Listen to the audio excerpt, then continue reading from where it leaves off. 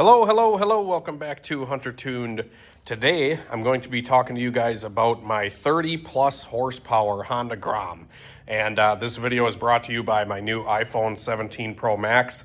It has the dual capture thing, so you can see my face here, and you can also see the bike out here. So, pretty cool feature on this new phone. But yeah, I haven't talked much about this bike since we did the Gromfather Sucker Punch kit.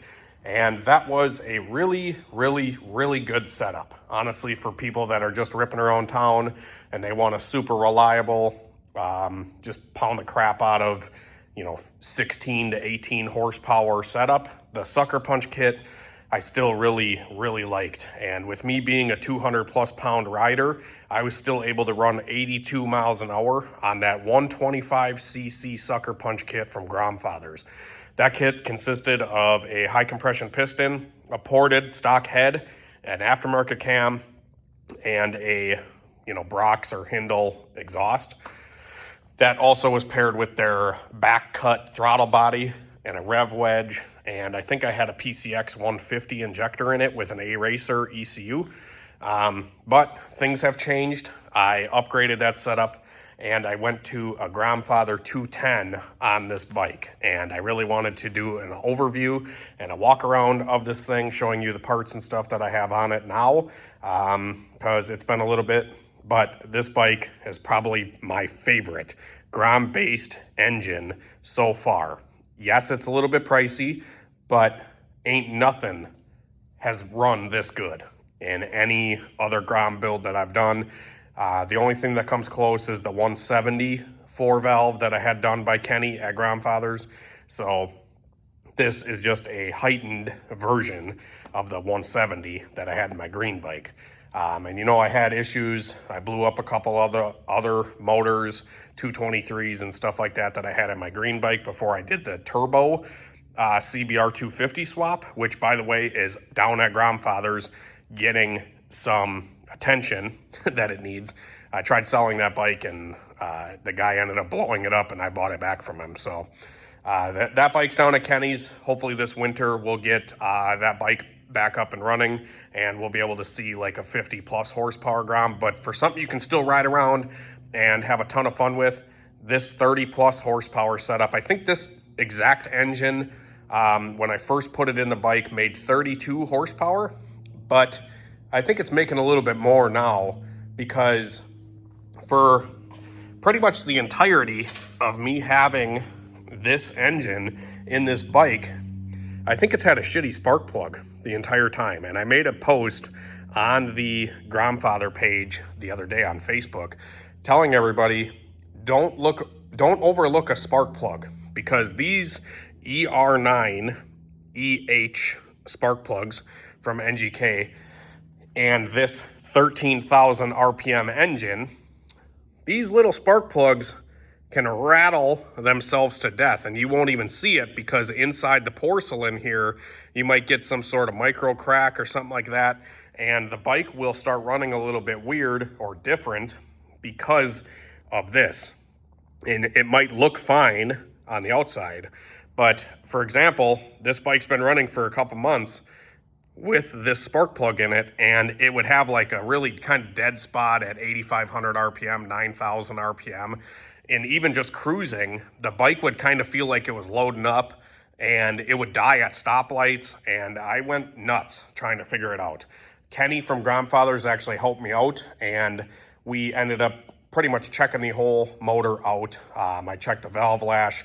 I did, just kind of check compression basically, and I resealed the intake and the rev wedge and the throttle body, and the bike still ran like crap. I was about to throw a new injector in it. I retuned it. I did a whole bunch of stuff, and it ended up being the spark plug. So it's just one of them things. Even though it was a fairly new plug, these engines specifically will rattle these things to death. So I recommend replacing them every oil change, which on these things, every 500 miles is probably a good spot. But with the Katako clutch cover, you can just see on the sight window, I run Motul oil, which is green. And when that stuff starts to get even just a little bit dark, change it. It's only a quart. It doesn't cost that much, so it's best to, you know, just replace the oil when it starts changing color a little bit, and that's what I did. But yeah, anyways, new spark plug every oil change from here on out. I'm not going to have that cause some little gremlin that I don't know about from, you know, whatever. So with that being said, I'm going to start at the back of the bike and work my way forward and kind of show you everything that I've done to this thing. It was a stock wheelbase bike, but I have since upgraded it to an Evil 8 to 10 inch swing arm. So this is, this is a 6 to 10. So you guys know on my green bike, I had the Ruck Shop extensions on the stock swing arm, and the Evil swing arm is so much better because it's a solid piece. It has like a roller bearing instead of a bushing on the front where the swing arm actually bolts into the frame. So that in itself is huge because the suspension can actually move versus the stock bushings that are in the stock swing arms will bind up, and your suspension that you're tuning and playing around with, actually you'll be fighting those bushings the entire time. So the other option, if you're not going to go with an Evil swing arm, if you want to stay stock swing arm or whatever, is get a set of the man-in-the-box bronze bushings to go in the factory swing arm. That way the swing arm can pivot freely. And when you put an aftermarket shock in it, or even with the stock shock, you'll actually be able to feel what the suspension's truly doing because you're not going to be bound up by those stock bushings. So anyways, I picked up an Evil swing arm for this thing, and I added the bracing. So it has a brace that runs across it down here, and that helps the rigidity of the swing arm so it doesn't tweak or flex or anything like that. Even though my turbo bike has an 8 to 12 inch Evil swing arm, no bracing, with no flex or any issues. So the bracing's just there for, I don't know, maybe added security, make you feel a little bit better at night kind of thing. But yeah, so Evil swing arm on this bike now. It has a set of Pirelli Rosso scooter tires, Pirelli Diablo Rosso tires. I believe they're the stock size. They are a, if I can find the logo on them somewhere. It is a 130/70/12. So I really like these tires. They're a great street tire option, and yeah, I really enjoy them for riding around on the road. They still hook up really good. I've launched this bike pretty hard and don't have any issues. Stock wheels, but it does have the Grandfather billet solid hub, which I absolutely love. No issues there. I am currently running a Vortex 35 tooth sprocket in the rear and a 15 tooth up front, so it's pretty much stock gearing at the moment. I forget what chain this is. It's an O-ring. I believe it's an O-ring chain. No, it's not. So this is a non-O-ring. I think it's a DID chain. If you go with an O-ring chain, you will lose a little bit of rolling resistance. The non-O-ring chains with chain lube will run smoother, and they won't have as much resistance as an O-ring chain. So the non-O-ring chain is usually better for these little mini bikes that you're trying to squeeze every little bit of power out of. So that's what I have on here right now. Let's see, Grandfather rotors. So it has the stock brakes on the back with a Grandfather rotor on the rear and the front, obviously.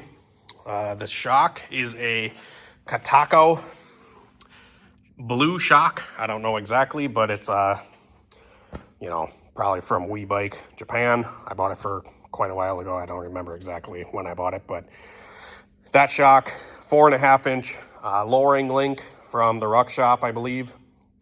Stock rear sets still. This has a bride seat on it. It has a set of Speed Shop timing cover plugs on it, which look pretty good. And then I don't even know what shifter this is.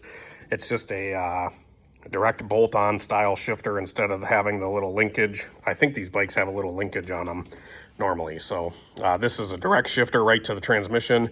So it helps give your bike a better feel through the transmission. Inside the engine is a whole nother can of worms that Kenny did everything. So I had this engine built by Kenny, and he did pretty much everything internally. You guys have seen me tear these things down, rebuild them, etc. But when you send your motor to Kenny, he checks everything. I don't know if he balances the bottom end, but he polishes the transmission. Everything that spins in the bottom end is polished. So when oil hits it, it's just going to fling right off, and everything's just going to spin and rotate freer. And that's what's done to this thing. It has fully polished 5-speed transmission and polished flywheel, stator thing, whatever.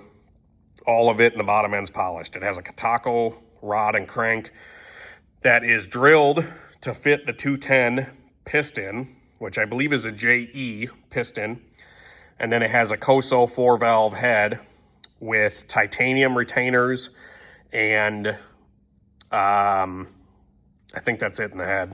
Aftermarket head studs from Kenny. The Grandfather studs, they're billet studs. The Koso ones are aluminum and they strip out really easy. These ones you could crank down way tighter and it's not going to strip out or anything like that on you, so you can get a good seal on the head gasket and base gasket and all that kind of stuff. Grandfather cam vent. Let's see here. The Grandfather valve covers, which are just like slotted like the cylinder is to add cooling to the engine. So you can see there's some slots on the cam and the valve covers here. The throttle body is a Koso 34 with the billet mod.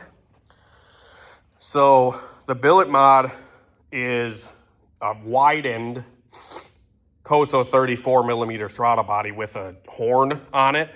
And the horn goes from like 34 up to something bigger, and it kind of tapers into the 34 just like Velocity Stack does. If you guys know what that is, it kind of brings in air bigger and then shrinks it down as it comes into the motor, and you kind of get like a little bit of velocity through it that way, and I think that's what that thing's all about. It does have a 2.5-inch elbow, or a 2-inch, I can't remember the exact size, off of the Koso throttle body with the billet mod coming off of there, and it's just open filter down through here. Just have a 3-row cooler, oil cooler on it. No issues with heat as long as I'm not running it in 90+ degree weather for, more than like 45 minutes. It runs pretty cool. I forget what else here. I do have a Brox full exhaust on it with the Grandfather header gasket, which aligns the header perfectly into the head. So a lot of these exhaust, you bolt them up into the head and they sit off center. So that billet gasket will align the pipe exactly where it needs to be so the air can travel nicely right through the exhaust pipe. And I think that thing just is such a nice piece to fit on these Koso heads. Let's see here, Katako clutch cover with the vents going out to the oil cooler. I have a set of Morin high performance oil cooler lines on it. What else? Sorry, I've had a long day. I'm out of breath today.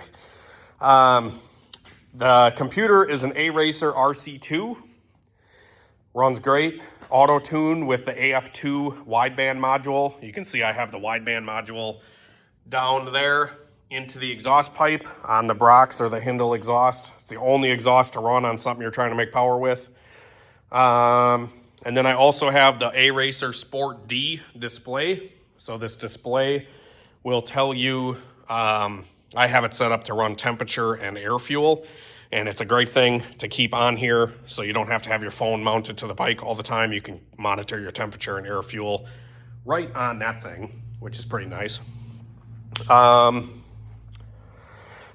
As for other mods, obviously it doesn't have the blinkers and stuff anymore. It's got a set of aftermarket levers, Pro Taper mini Honda bars, a couple carbon fiber pieces here, just like this surround here. I want to get a windshield for it, but I can't really find one that looks good and is tall enough that I want.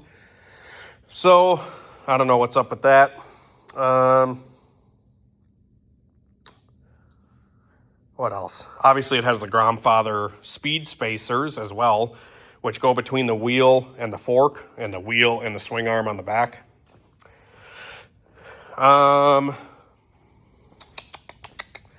What else? Yeah, that's pretty much it. This thing rips. I'm going to be making a video with it maybe tomorrow if the weather's nice. And we can see if we can run 100 miles an hour on this thing. I know it will do it. Just because I took it out the other day and like I've never had a bike run 75 miles an hour and then you lay into it and it just doesn't want to quit. Like it pulls hard. Even at 75 miles an hour, this thing pulls hard. So having a mini bike with 30 plus horsepower is no joke, especially one that runs as smooth as this does and revs as free as this one does. You can tell the port work and stuff that Kenny did on this motor. Man, dude, it just comes alive. And it just, when you know something's running right, you have this from experience, but like, you know, when you're on the pipe and stuff just sounds good, just screaming, that's this thing right here. It sounds good. It feels good. And it just blows me away when I ride it. So pretty cool. This bike stock was like 7 or 8 horsepower. Now it's probably 35, which, you know, is crazy. So, and it's still with the stock Honda engine, just different cylinder and crank and everything like that. But the factory cases are still there. And yeah, Honda reliability.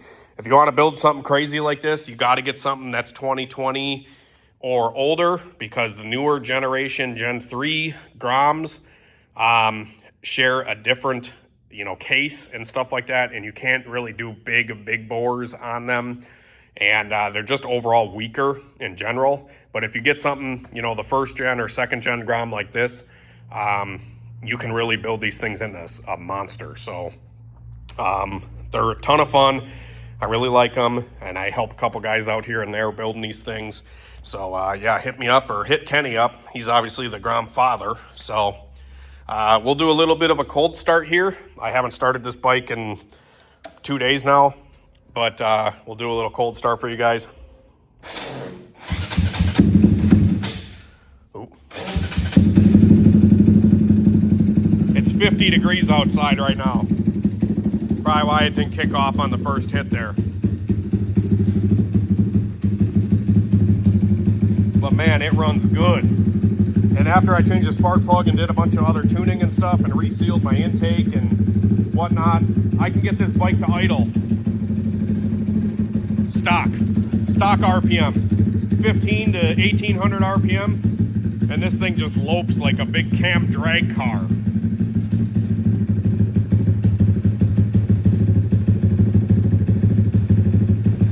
So let me know what else you want to see with this thing. We should go for a ride on it in the next video. I'm sure you guys will be excited to see that. Let me know down in the comments. Have a great night and a better tomorrow. We'll see you later. God bless.